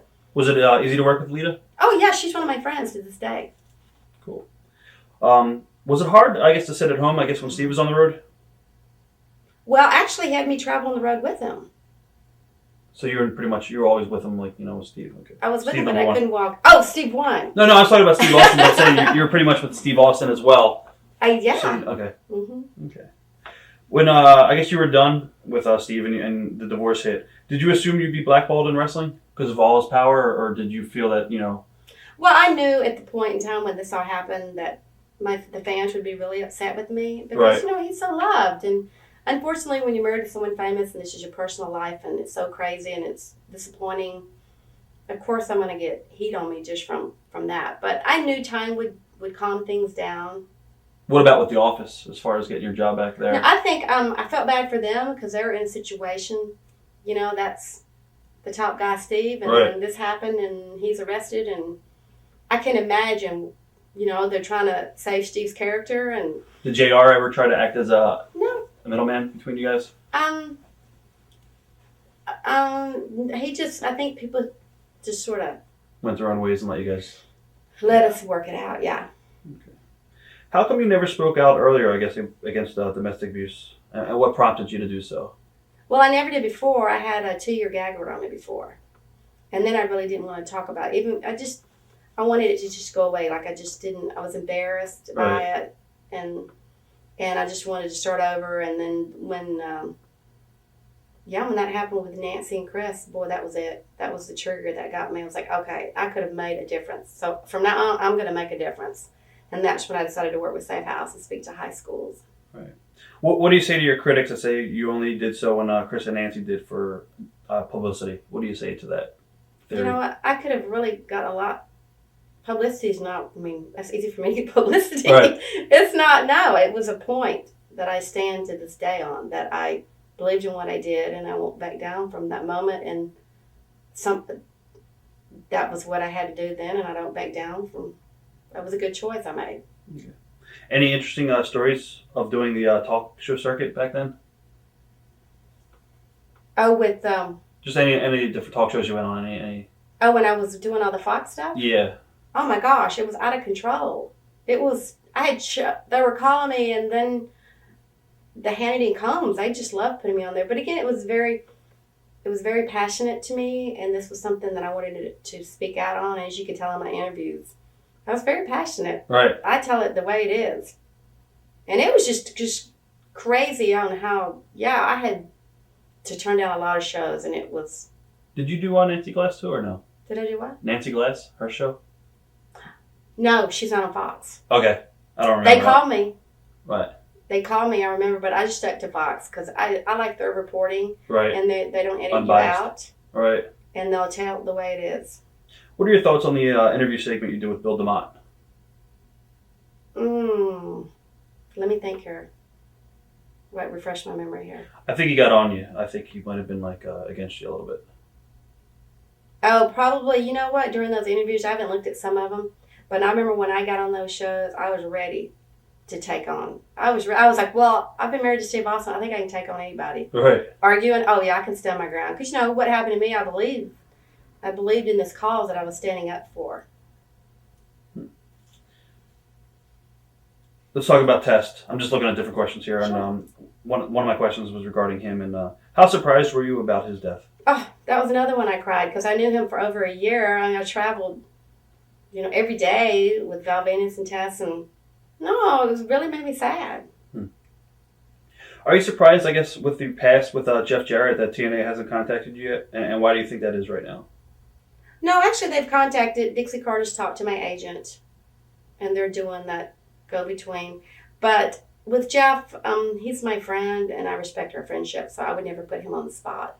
And two, like I said earlier, it is sort of fun to do this TNA movement because I'm notorious for causing a little bit of trouble.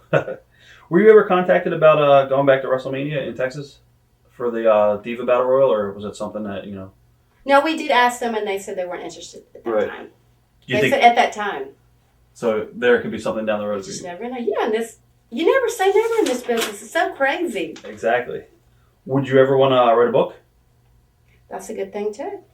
Right. I don't know what you would call it, though. Soap opera? I don't know what between the NFL and the wrestling. I don't know what you would call it.